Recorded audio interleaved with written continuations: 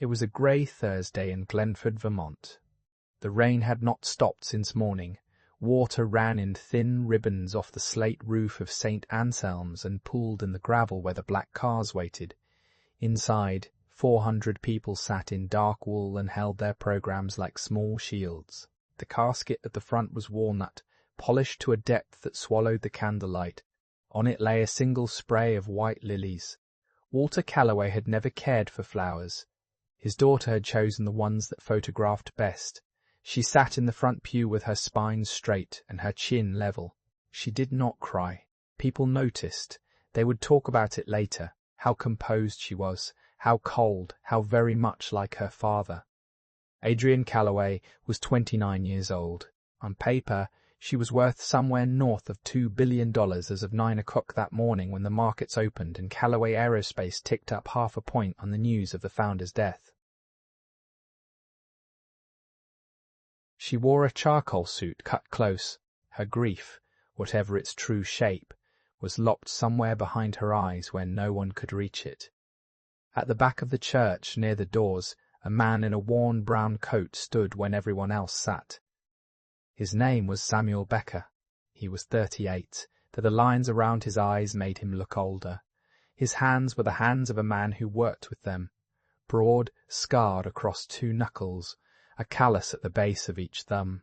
He had come straight from the maintenance shed behind the Calloway headquarters because he had not owned a suit in 6 years. He had not wanted to buy one for this. His coat smelled faintly of motor oil and cold air. In the breast pocket, folded twice and worn soft at the creases, was an envelope. He had been carrying it for 11 days.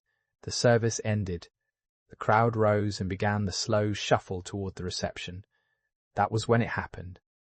Adrienne came down the centre aisle, flanked by 2 men in better suits than anyone else in the room. She stopped when she saw Sam standing by the doors with a folding chair already in his hands.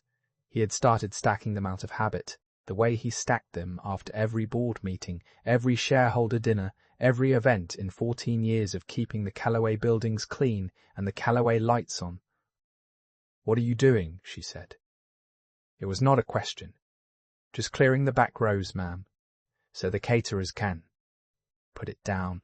Her voice carried. People slowed. "This is my father's funeral, not a job site. Do you have any idea what today is?" She looked at his coat. The oil at the cuffs. The boots. "Who even let you in here? This is a private service." Sam set the chair down without a sound. "Mr. Chair." "Calloway invited me," he said quietly. A small laugh went through the cluster of men around her. The taller of the 2, silver at the temples, a watch that cost more than Sam's truck, put a hand on Adrienne's elbow. "Adrienne," he murmured, "people are watching." His name was Vance Holloway. He was the chief operating officer of Calloway Aerospace and, as of that morning, its interim chairman. He was smiling the way a man smiles when a problem has just solved itself. "I'm sure he meant well," Vance said smoothly, to the room more than to anyone, "but perhaps the maintenance staff could give the family some space today." Adrienne held Sam's gaze 1 second longer. "Go," she said, and Sam Becker, who had carried Walter Calloway's coffee to him every morning for 14 years, who had been the last person the old man spoke to before the ambulance came, who held in his coat the truth that would burn this whole polished room to the ground. Sam nodded once. He picked up nothing, and he walked out into the rain. No one followed him. No one ever did. That was rather the point. The Becker house sat at the end of a dirt road 4 miles outside town. It was a small place with a sagging porch and a barn out back that Sam had converted, board by board, into a workshop. His Ford was 20 years old and started on the second try if you were patient with it. He was always patient with it. Maisie was waiting at the window, the way she always was, 7 years old and barreling across the wet grass in her father's flannel shirt with the sleeves rolled 6 times. "Did you go to the funeral? Was it sad?" Mrs. Okafor said funerals are sad, but they're also a celebration, which doesn't make sense. How can one thing be 2 things? It can. He caught her, lifted her, felt her cold nose against his neck. Lots of things are 2 things. Inside, he made grilled cheese because it was the only thing she would eat without negotiation.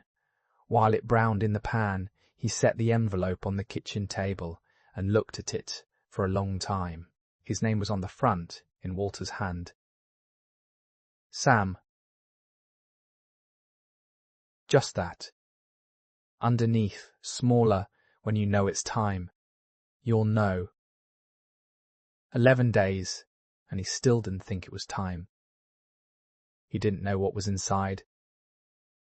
Walter had pressed it into his hands in the shed that last cold afternoon, his colour already wrong, his breath already short.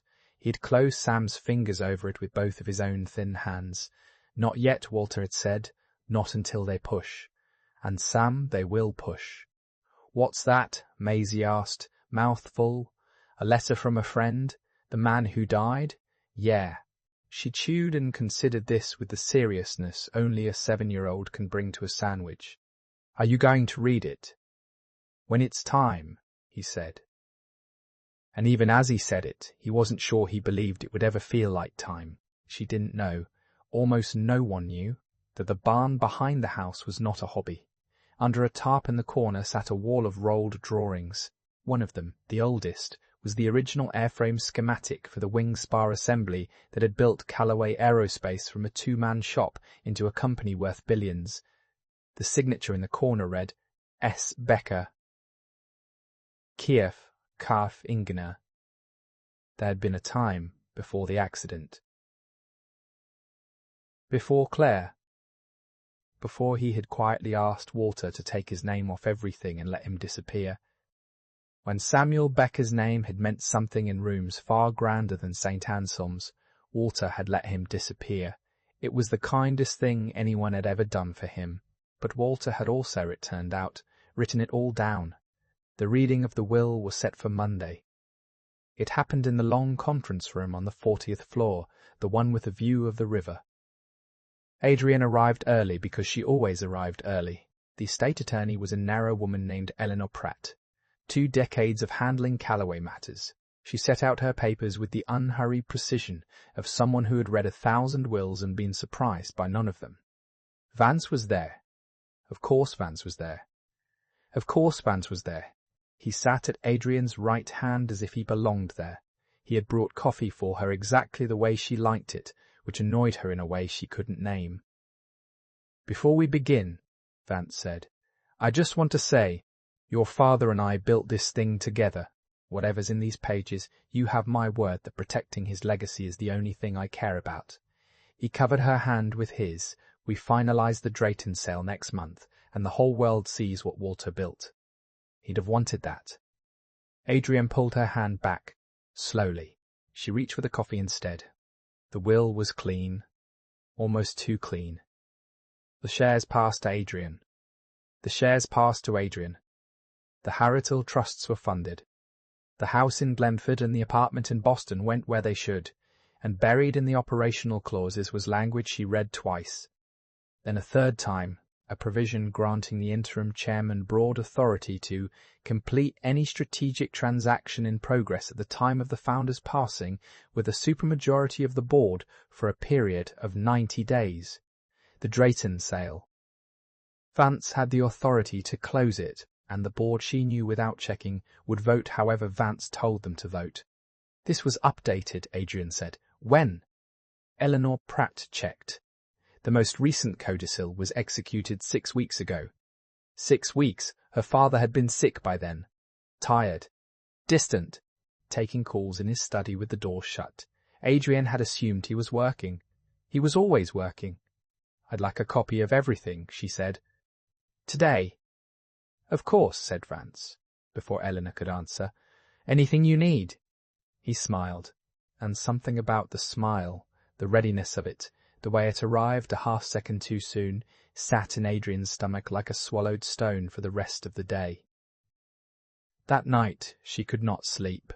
She drove to the Glenford house and let herself into her father's study, the room he had loved and she had always found suffocating. Pipe smoke and old paper, the desk where he had taught her chess and lost on purpose until she was 8, and then never lost again on purpose, Because he said a thing isn't worth winning if someone hands it to you. She sat in his chair. She didn't know what she was looking for. She went through the drawers the way grieving people do, tashing things to be near him. His reading glasses. A tin of mints. A fountain pen. The good one. The one he wrote with. The bottom drawer stuck. She worked it open and found, beneath a stack of old engineering quarterlies, a single sheet of his stationery. 2 lines, in his hand, in fountain ink. No date. No envelope. As if he'd written it and not known where to put it, or known exactly and run out of time. Addie, if it ever stops making sense, if the numbers don't add and the men keep smiling, find the one you'll be tempted to overlook. He has my last letter. He'll know what to do. Adrienne, read it 4 times. The one you'll be tempted to overlook. Her father had a way of speaking that always meant more than it said. She had spent her whole life translating him, and now he was gone. She was holding a riddle written in a dead man's hand at 2 a.m. She thought of the partners, the directors, the lawyers. None of them fit. You did not overlook those men. That was their entire function, to be impossible to overlook. And then, unbidden, she saw the church, the brown coat, the oil at the cuffs, the man with the folding chair who had said, so quietly that she'd nearly missed it, "Mr. Calloway invited me." She had told him to go. She had laughed. No, the men around her had laughed, and she had let them. Which was worse. He has my last letter. Adrienne sat very still in her father's chair while the rain started again against the window. For the first time since Walter Calloway had died, his daughter felt something move behind her eyes that she could not lock away. Across town, in a glass office on the 40th floor, Vance Holloway was also awake. He stood at the window with his phone against his ear. The lights of Glenford were small and scattered below him. He was not smiling now. "I'm telling you it's handled," he said. "The codicil holds. The board's counted. Drayton wires the first tranche in 31 days, and after that none of it matters." A pause. He listened. His jaw tightened. No, Walter's dead. Whatever he knew alone. Another pause. Longer. "What letter?" Vance said. He listened to the answer. A junior accountant named Pell. A man who had been routing invoices through a shell vendor called Northbridge Tooling for 3 years, who had recently developed a conscience and a drinking problem in roughly that order.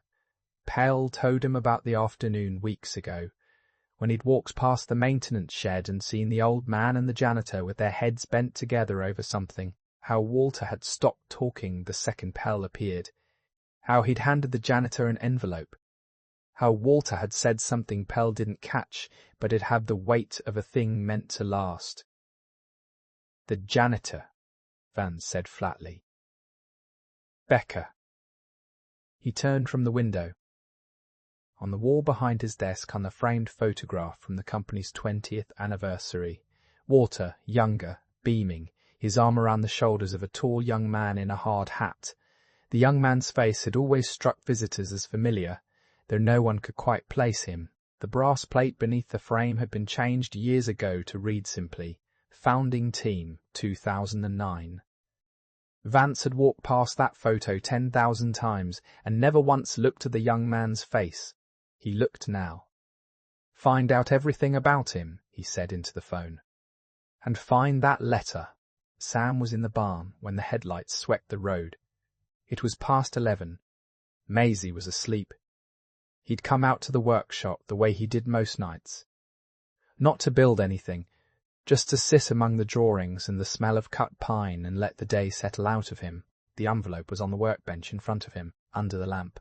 He had been looking at it the way you look at a door. "You're not ready to open." The headlights slowed at the end of the drive. Stopped. Sat there, idling. Too far to make out.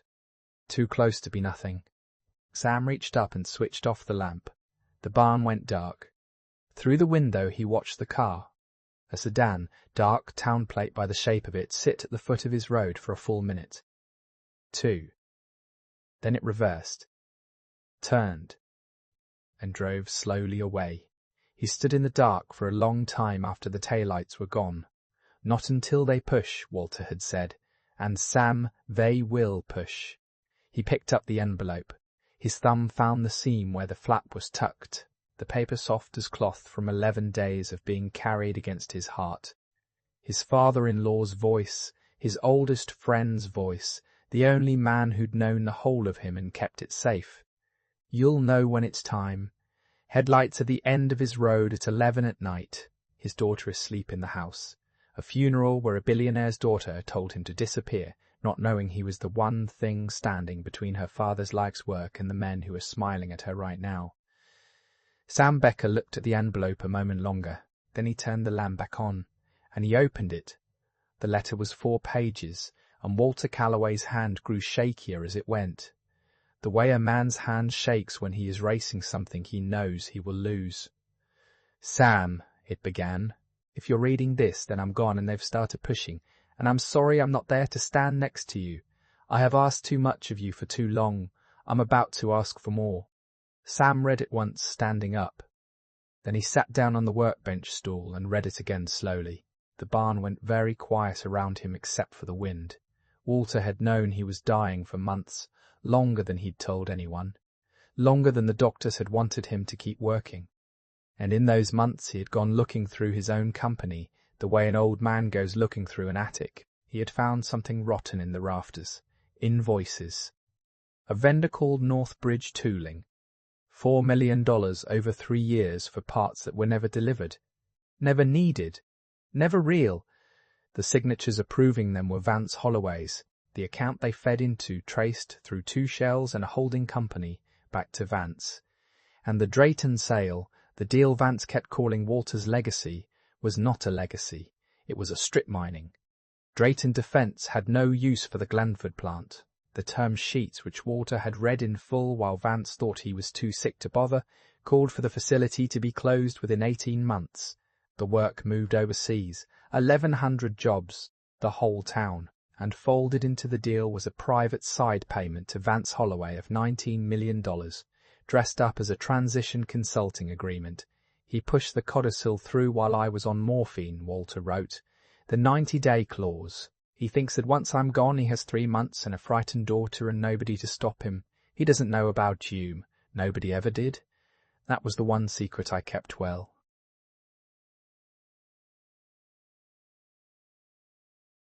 Sam turned the page, his eyes blurred.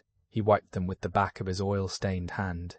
I have a flash drive, the letter went on. Every invoice, every email, the real Drayton terms, all of it. It's behind the spa drawing, Sam. The first one, the one with your name in the corner that I was never allowed to hang.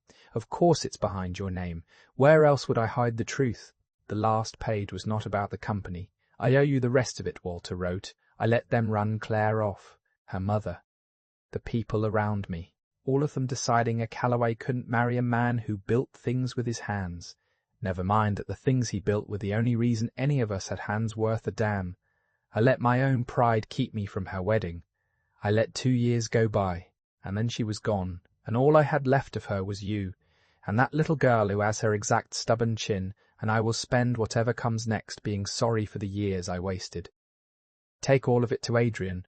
I know what she is right now. Hard and scared, and so much like me it frightens me. But she's also Claire's sister, and she does not know she has a niece, and that is my fault too. Give her the chance to be better than I was. Give her the letter. Let her meet Maisie. And then, Sam, burn them down. Walk into that boardroom and burn them all the way down. Sam sat in the cold barn for a long time. Then he got up. He crossed to the wall of drawings and lifted the oldest one, the wing spar schematic. S. Becker, Chiefinger, inked in the corner of a yellowed sheet. Taped to the back of the frame was a small flash drive and a folded notarized statement, exactly where the old man had said. Outside, far down the road, headlights came on again. They didn't come quietly this time. By 7 the next morning there was a black sedan in Sam's drive and a man in a grey jacket on his porch holding a clipboard and a printed letter on company stationery. Sam's employment was terminated, effective immediately. He was to surrender all company keys, badges, and any property of Calloway Aerospace, including documents in his possession. 2 more men waited by the shed. "There's nothing of the company's here," Sam said. "We'd like to confirm that." The man in grey looked past him, into the house, where Maisie had appeared in the doorway in her flannel shirt, with her hair sticking up, watching with wide, frightened eyes. "You're scaring my daughter. Get off my porch." The man didn't move. One of the others started toward the barn, and that was when the second car came up the road too fast. A sleek, dark thing that fishtailed on the dirt and stopped sideways. Adrienne Calloway got out of it in yesterday's clothes with her father's 2-line note crushed in her fist. She took in the scene in one sweep, the company men, the clipboard, the child in the doorway, Sam standing between all of it, and his daughter with his hands open and steady. "What is this?" she said. Then, louder, to the man in grey, "I asked you a question. Who authorized this?" "Mr. Holloway, Miss Calloway. We're recovering company. Get in your cars and leave." "Ma'am, Mr. Holloway specifically. I own this company." Her voice cut the cold air clean. "Every share my father didn't give to charity is mine, and I am telling you that if you take one more step toward that barn, I will have you in litigation until your grandchildren are old. Leave." They left. The dust settled, and then it was just the 3 of them in the grey morning, Adrienne by her car, Sam on the porch, and Maisie peering out from behind his leg at the strange, angry, beautiful woman who had made the bad men go away. "You're the lady from the church," Maisie said. "You were mean to my dad." Maisie said. "You were mean to my dad." Maisie. Sam's hand found the top of her head. But Adrienne had gone very still, because she was looking at the child now, really looking, at the dark hair, at the set of the small jaw. Something old and buried was rising in her chest. She knew that chin. She had seen it in the mirror. She had seen it on a younger sister. She had not spoken to in the last 3 years of that sister's life, a sister whose funeral she had not attended because she had been in Singapore closing a deal and had told herself it could wait. "What's your name?" Adrienne asked, and her voice did not sound like her own. "Maisie Claire Becker." Adrienne looked up at Sam. "Claire," she said. "Your sister," Sam said quietly. "My wife." He paused. "Maisie's your niece, Adrienne. Walter knew. He's known her since the day she was born. He just never told you because telling you meant telling you what they did to Claire, and he couldn't carry both, the shame and the company. So he carried the company, and he came out here on Sundays to be a grandfather when no one could see." Adrienne put her hand on the roof of her car, as if she might otherwise not stay standing. "I don't understand," she said. You clean the buildings, you stack the chairs. I do now." Sam reached inside his coat and took out the letter. Soft and worn, he held it across the space between them. "Your father wanted you to have this, and there's something I have to show you in the barn. After that, Adrienne, you are going to understand all of it, and then you and I are going to have to decide what kind of people we're going to be." She read the letter at his kitchen table while Maisie made grilled cheese stand-ins out of crayons and narrated them. She read it twice, the way she read everything. Somewhere in the second reading, the locked thing behind her eyes finally broke. Adrienne Calloway put her face in her hands and wept, for a sister she had let her family throw away, for a father whose last act had been an apology, for a niece she had not known existed until 20 minutes ago. Sam let her. He knew something about grief arriving late. He put a cup of coffee by her elbow and took Maisie out to the porch to count the crows on the fence, so the woman could fall apart in private. Dignity, he had learned from Walter, was sometimes just the room you gave someone to break in. When he came back inside, she had stopped. Her eyes were red. She was a different person than the one who had told him to disappear at St. Anselm's. "Show me the barn," she said. He showed her the drawings. He told her finally who he had been. The young chief engineer in the anniversary photo, The boy Walter had pulled out of a community college machine shop at 23 because he could see a load path in a bean the way other people saw a sentence.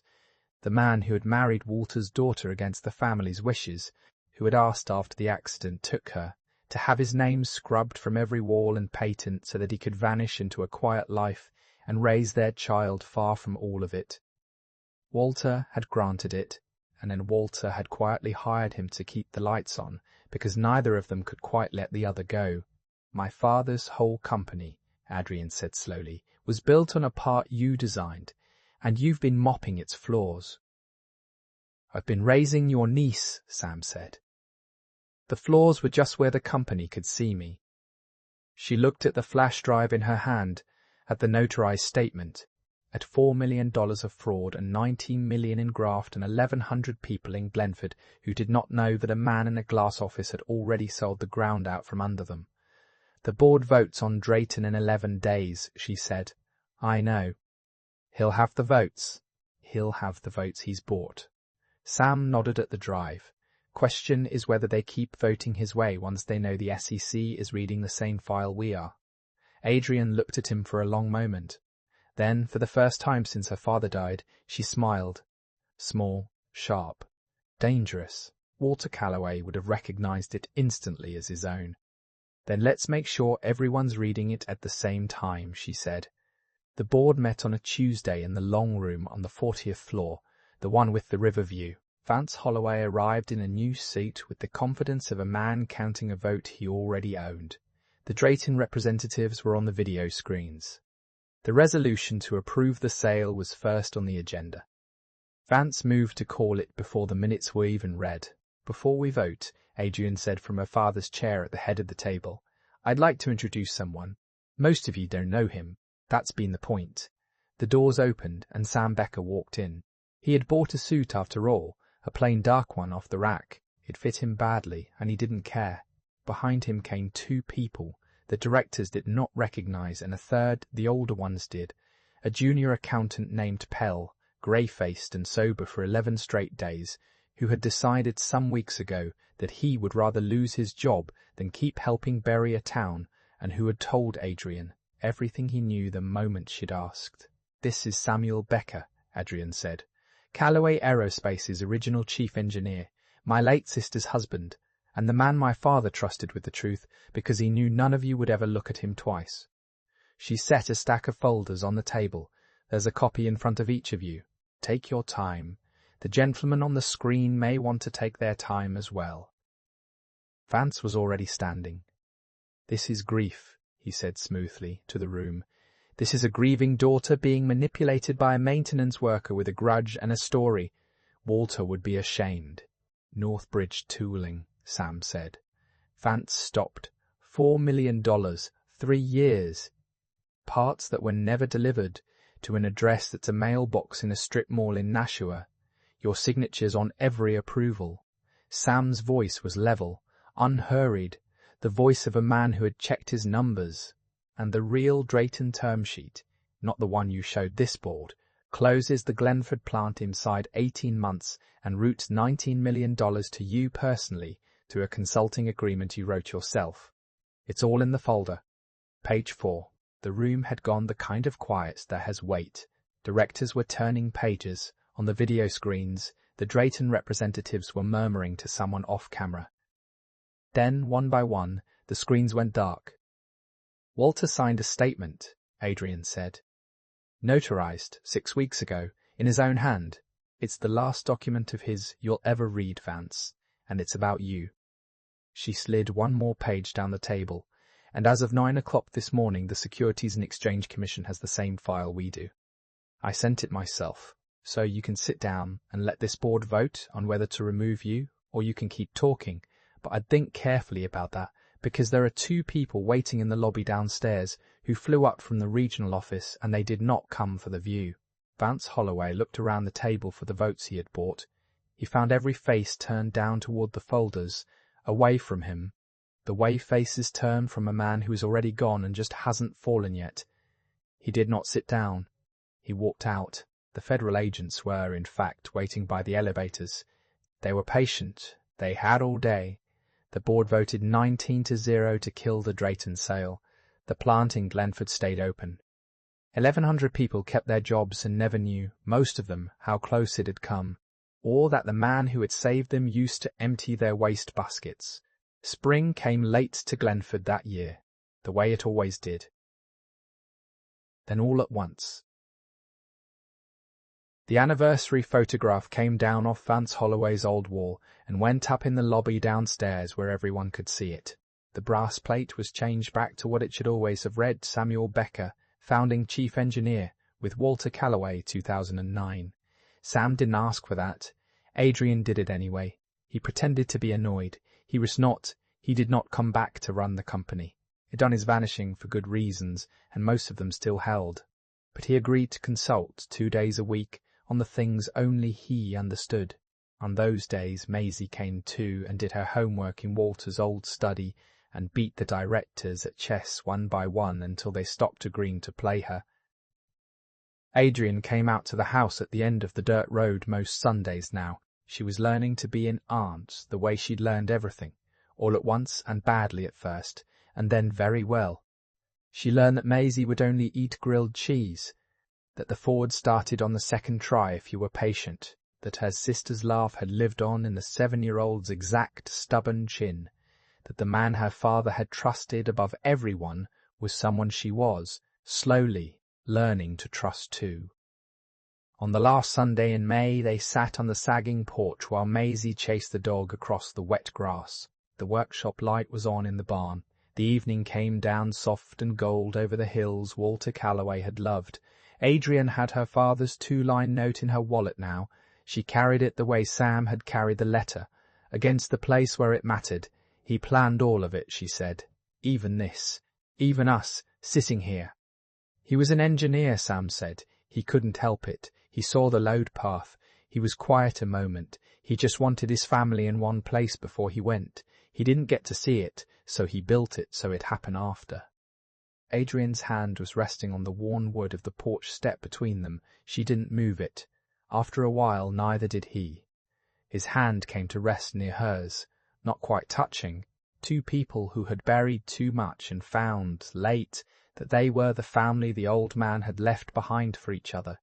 In the yard, Maisie shrieked with laughter and called them both to come look at something only a 7-year-old could find that important. They went to look, and somewhere in a quiet office, a framed drawing hung with the right name in the corner at last. A town kept its lights on. A man who had spent 14 years being overlooked was finally seen.